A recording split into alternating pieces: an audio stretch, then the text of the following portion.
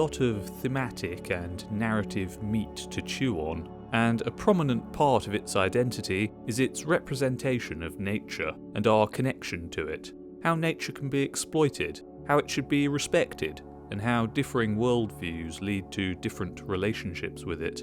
While a few small details from the Dune books will come up, I'll be specifically talking about the way the 2021 film communicates these themes, mostly treating the film as a work in its own right, and discussing its symbolism and subtext in that context. So, spoilers ahead.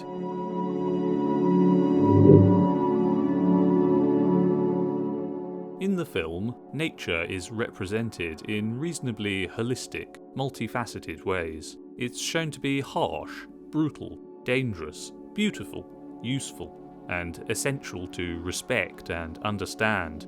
There are numerous different environments shown in the film, each carrying different meaning to the characters, and all these environments used to communicate a range of ideas to the audience, as well as communicating certain things about the vicissitudes and characteristics of nature. These environments communicate certain things about the traits, dispositions, and values of the characters within the film. Different environments and preferences towards them are used to signal different personality types and differing value systems. At the start of the film, on Caladan, home of House Atreides, the room where Paul and Jessica are eating breakfast is full of such indicators. For example, the breakfast table in this room is topped with colourful fruits and sparkling clear glass receptacles of water.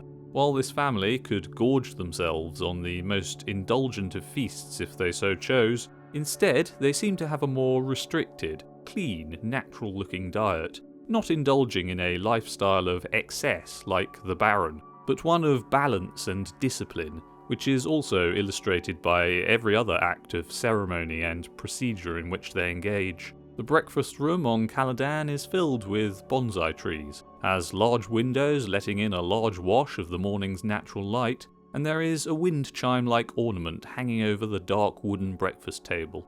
It's a clean, calm place. There are often warmer colours used in the buildings of House Atreides, with lots of things made of wood and ornaments dotted around. Later, Paul is shown in montage, wandering around the landscape of his home world, soaking in the beauty of the environment, one last time before leaving for Arrakis. All this indicates the cultural attitude the people of House Atreides have towards nature and beauty. They like it, value it, and take care of it. Caladan has what would generally be considered an idyllic, positive depiction of a natural environment. The planet is vibrant, green, and covered with water. The temperature appears cold, since Duke Leto and Paul wear warm clothing while outside there, but it's clearly a moderate degree of cold, in what appears to be perhaps autumn or winter, comfortable enough for them to wander around without Arctic gear or anything extreme like that. Most of the environment there seems gentle and calm, from the decor in the buildings, the inoffensive weather with the flat surfaces of the still, natural pools of water, and the general atmosphere of the place. Putting aside the aggressive, loud Josh Brolin, who does keep this behaviour confined to the privacy of the training room with Paul, there's a stark contrast between Caladan and the planet Paul and his family will leave it for, Arrakis. Arrakis is a dry, hot, desolate, harsh desert planet. Specialised clothing is used here to survive the intense heat, suits which recycle excreted water to prevent dehydration, so Paul experiences a dramatic change of environment when leaving one world for the other. Briefly, screen time is given to Salusa Secundus, the Imperial Army planet, which is mountainous and stormy, a blend of harsh nature with brutalist concrete paving in places, a brutal place for a brutal kind of people. Another of the planets depicted in this range of environmental variants is Gedi Prime, I'm not sure if I've pronounced that right, the home planet of House Harkonnen, which, at least for the small amount that's shown of it, is paved over with concrete. Everything shown on this planet is dark, cold, hard and grey, contrasting with many of the more vibrant colour palettes on Caladan. It seems the Baron and the rest of House Harkonnen care nothing for nature, other than what material wealth can be extracted or generated from it. There's no beauty shown on their planet. Almost everything is utilitarian, brutalist, and soulless. No ornamentation, far less decoration in general. This implies that the Baron and his family are not motivated entirely by material possessions of that sort, or not by beauty at least, but more by power and claim to territory, which is part of the power matrix. The Baron's primary motivation is greed. In contrast to the minimalistic, clean, nutrient-rich diet of Paul and Jessica presented in the breakfast scene on Caladan, the Baron's eating habits are filthy, gluttonous, and ugly, shoveling large quantities of food down his gullet in what one can fairly assume might be dim, grey, uninviting dining quarters. He stuffs himself with food until he becomes so bloated and bulbous that he gets fitted with tech to allow him to float off the ground, rather than exerting himself by using his legs, or having his legs buckle under the weight of him. This cyborg adaptation he has is another symbol of disregard for nature. It's a way for him to have his cake and eat it too, in a strange way. Eat until he's too bloated to be mobile, but subvert the natural consequences of that with a technological solution. This relationship he has with food is not only used to depict his greedy, hedonistic ways, but also abstracts out to symbolically communicate his attitude to broader reality. He's already rich and powerful, but it's not enough. He wants more. He wants Arrakis and the power that brings from controlling the spice trade.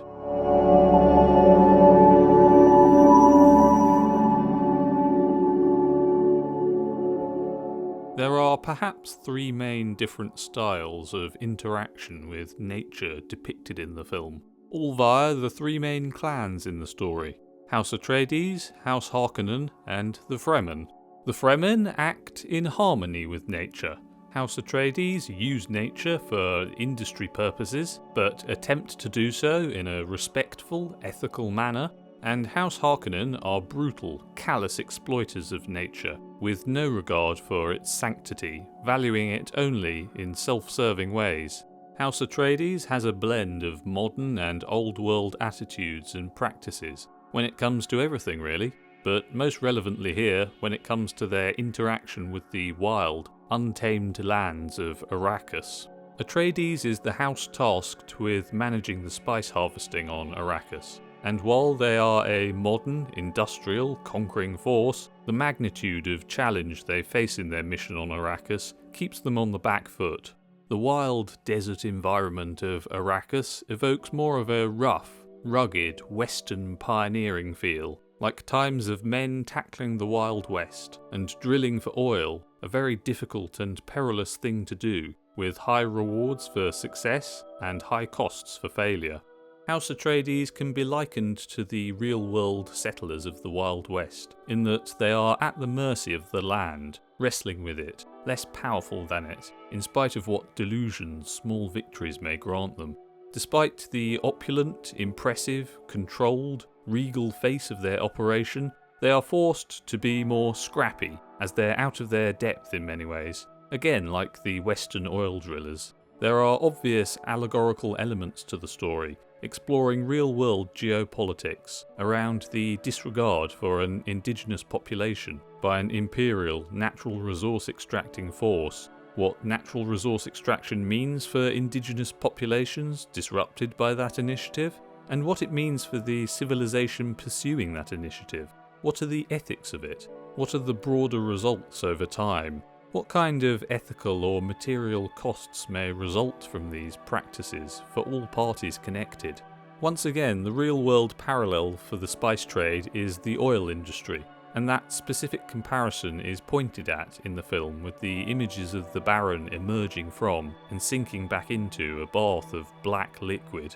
He's bathing in the stuff, and the symbolism is quite direct.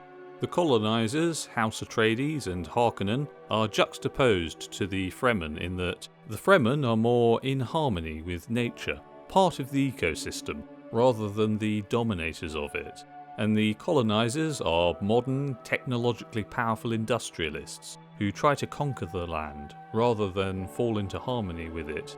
But even these industrialists have to respect the ecosystem in order to get what they want. The sandworms are a big problem for their spice harvesting operation, as these creatures can turn up and destroy equipment, kill workers, and cause harvests to be lost. But while those harvesting the spice have the technological power to kill the sandworms, they can't use that power, because the sandworms are what produce the spice. The spice is a byproduct of the sandworm's fecal matter, so the house tasked with harvesting the stuff are forced to bow to the chaotic, destructive whims of nature in this regard, kept humble to a certain extent on this planet they have claimed without permission from the natives. The way in which the Fremen are more in harmony with nature is communicated in numerous ways, such as how one of them is briefly shown riding a sandworm at the end of the film, the giant desert beast which had seemed so untamable and unapproachable. While this level of respectful harmony with an environment displayed by the Fremen has a romantic allure, the way of the Fremen, regardless of authorial intent, should probably not be over-glorified, because their relationship with nature, or the results of it, are not all positive. The Fremen are quite savage in some very significant ways, with negative cultural practices. For example, they engage in fights to the death to settle disputes, with two combatants facing off within a ring of Fremen spectators. Underneath the ceremonial, honour-based formality in which the Fremen structure these combat events, they are ultimately just animalistic, violent clashes. This is a primal, natural way to act, killing your rival to get your way, but it's not very good.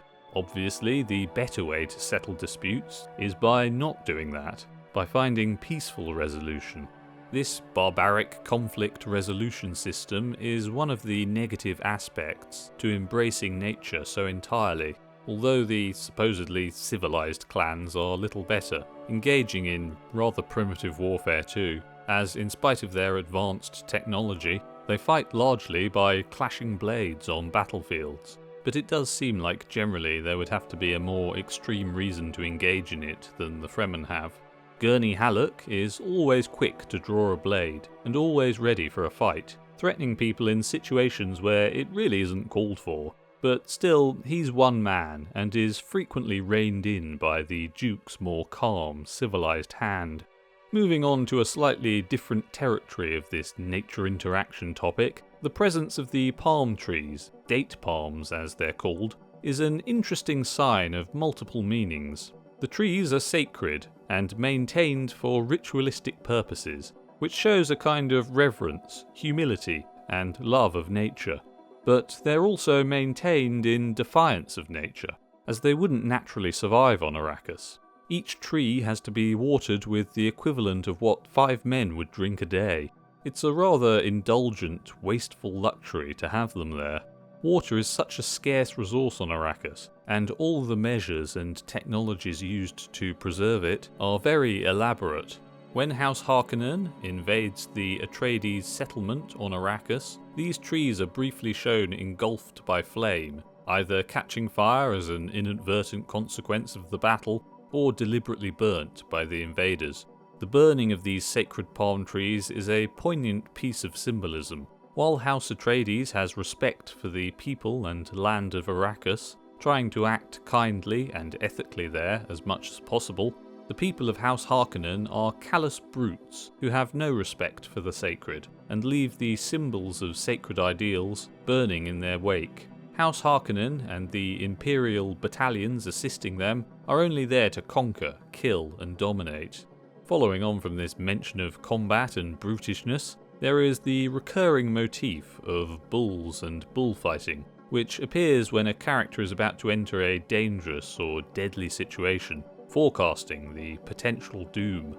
It's not only symbolic of this, but also of humanity's eternal struggle with the harsh fearsomeness of nature.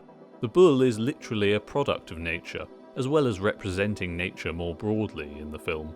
Paul's grandfather was killed fighting a bull, showing the realities of trying to grapple with nature. Nature is fierce and may gore you to death. Conversely, there is also the image of a bull's head mounted on a wall, shown numerous times in various contexts and locations, displaying the victories humanity can have over nature. Jessica consciously chose to conceive a son, which is clearly something within the power of the Bene Gesserit. The fact that they otherwise always choose to have daughters is not only a practical measure to keep those children's power tameable, but also takes the shape of a ritualistic tradition, with the character of showing reverence to nature, in doing things that will not provoke danger from it. The creation of Paul is a display of hubris and an attempt to take some control of nature, to whip a rope over the thrashing head of the bull. In creating Paul, Jessica was showing the same kind of hubris as Paul's grandfather in fighting the bull which killed him. She's metaphorically taking on the bull again, wrestling with a natural force greater than her, and there will be consequences. The Bene Gesserit know the dangers of playing with nature like that, which is why the Reverend Mother would have killed Paul if he couldn't control his emotions in the test of character she put him through. Now, I've just been using the common framing of the relationship between humanity and nature as two separate entities interacting with each other, as if nature comprises the world and humanity was born separate to it, able to step outside it in theory, or overcome and subsume it. It's difficult not to conceptually segregate humanity from nature, as the entirety of human history has involved a project in attempting to emancipate our species from the bounds of nature, conquering reality, to reorder existence to our liking, and escape the fear, privation, death and horror the world births mankind into. However, it's in many ways, if not all, a false dichotomy, because humanity is also the product of nature. And thus, is it not the case that so is everything humans do?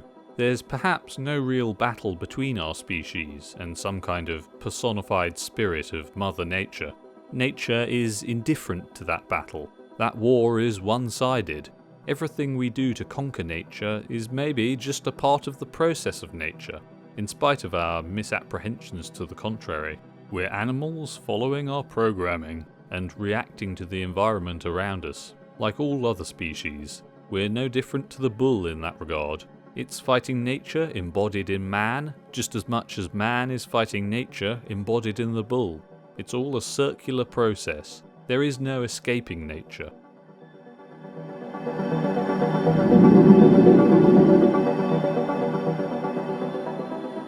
Dreams are messages from the deep. The film opens with this line. And of course, the implications of everything tied to this concept, and how it's explored in the film, interweave with the overall exploration of nature. Dreams and the deep are part of nature, once again like with what I discussed prior regarding humanity, rather than being separate from it, rather than merely reflecting it. The film does not make explicit what the deep actually is, and perhaps none of the characters even have a solid understanding of the realm that term describes, but more just intuitions and hypotheses of some vague, psychic, spiritual domain. Paul dreams of glimpses of the future, so maybe the deep is some substructure of reality, in which time is mapped out, encapsulated, or flows. He has these dreams before he leaves Caladan for Arrakis, and his visions of the future are enhanced by the psychedelic properties of spice. Spice is a psychoactive substance which grants mystical experiences to anyone who ingests it. It's used by the Imperium navigators of the Spacing Guild to find safe paths between the stars. In the film, it seems to be implied that they can do this because of the power of foresight the spice grants, the power to glimpse the future. This seems to be the implication because that's what it grants Paul, and as far as I'm aware, no other explanation is given for other information it would grant these navigators in the film. However, in the books there is a more complex explanation about the greater understanding of higher dimensional mathematics it grants, allowing the navigators to bend space and jump their ships across it, travelling from one point to another instantaneously. Maybe that'll be expanded on in the second film, or maybe not. But either way, the spice is still granting these navigators deeper knowledge and understanding of reality for them to utilise. It seems based on that the deep is indeed some substructure of reality, with time and the source code of the physics of the universe mapped inside. Spice grants psychedelic experiences, which are like dreams, and dreams are messages from the deep. So, with each dreamlike state the spice grants its user, they're granted communication with the substructure of reality, with the deep. Jessica tells Paul he was created to bridge the gap between time and space.